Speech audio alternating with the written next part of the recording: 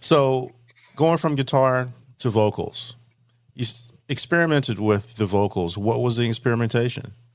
Well, the three-part harmony that Jerry and Tanya and I had, we really didn't have to experiment with. We did that pretty much on our own. However, Leningrad, which was a song that basically I did all the parts myself.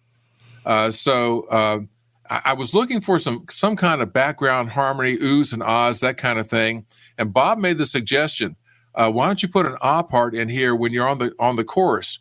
And we chose kind of like a Beatles style harmony for that, which I really enjoy putting together. We put together the three parts for that, and it ended up being great. That suggestion by Bob was one of many that he gave, which worked out to be perfect in terms of the overall, feel of the song. So there were moments like that all the way through.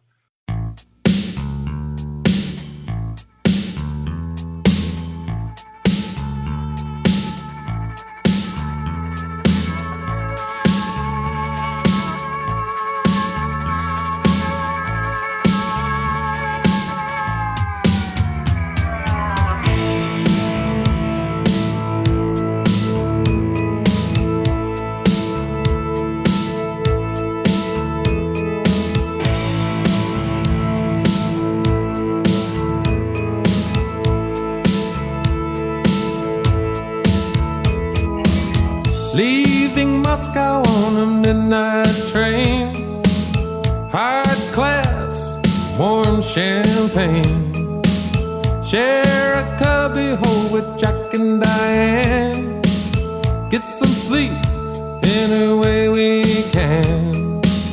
Russians come and Russians go, 600,000 lying in a row. Solemn eyes and open hands, so much about it I don't understand. It's in the air, how much they care, and it makes me feel so bad. How much they'd give a chance to live the life they never had.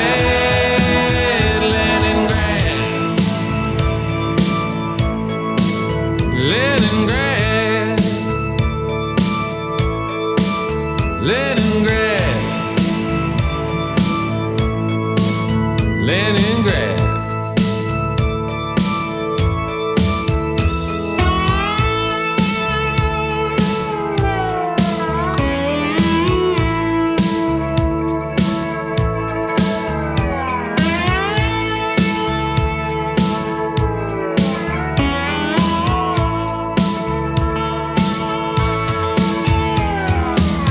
Champagne in bottles instead of beer, Pushkin Expressway with Vladimir.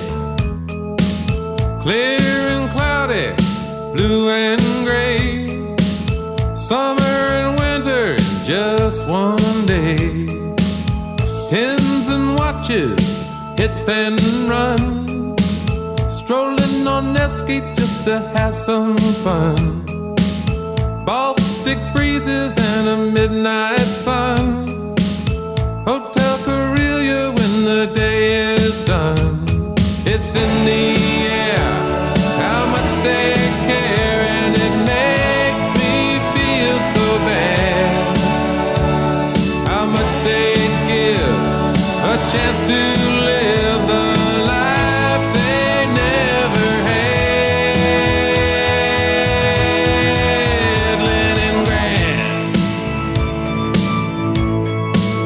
Leningrad,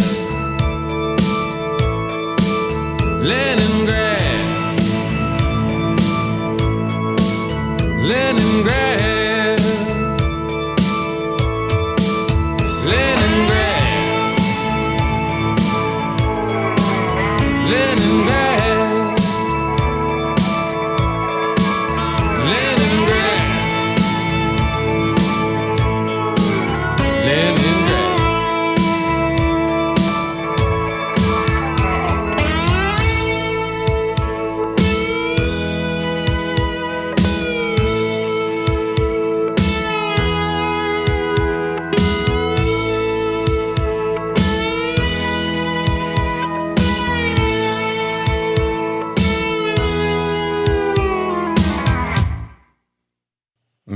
That I think that's, I don't know. The song's really good. Don't get me wrong, but that slide jumped out at me, and I was like, I'm not really sure who did it.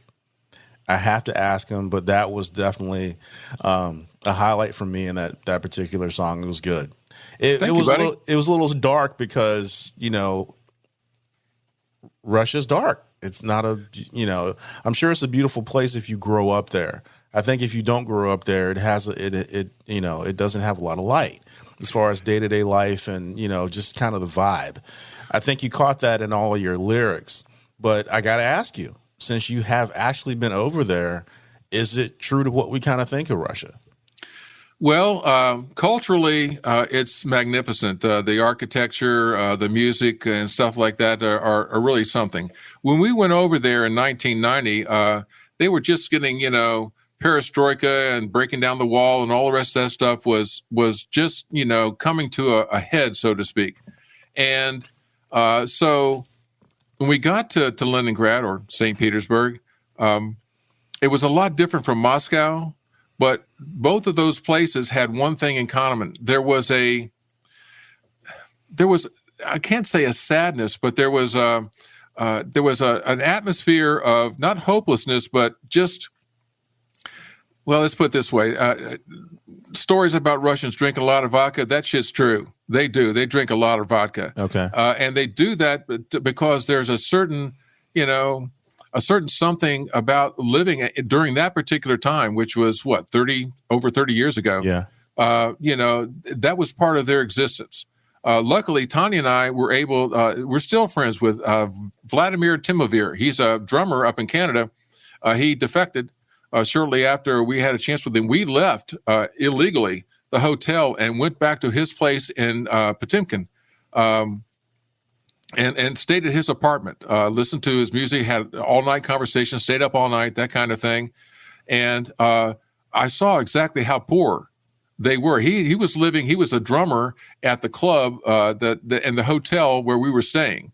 And his band was great, and we talked to him then, and then he offered to take us, to his place. And so at the end of the day, there's a lot of, there wasn't sorrow or sadness. It's just a state of being that was not as positive.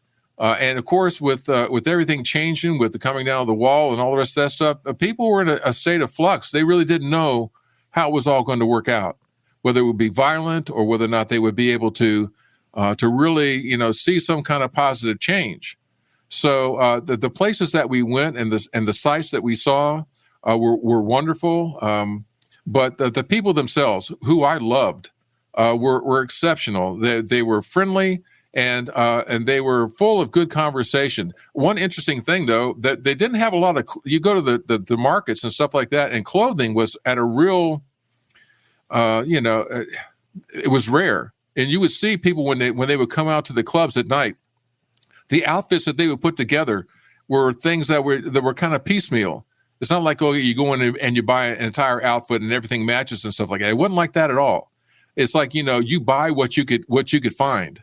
It was like, people still had a hard time finding toilet paper and all the rest of that kind of stuff. Okay. So, it made you really appreciate living in a country that had the bounty that the United States did, but it also made you respect them for the incredible amount of adaptation that they did to their situation. So, wow, that must have been a whole lot of experience right there. Like I said before, you can pretend like but you don't know until you're there.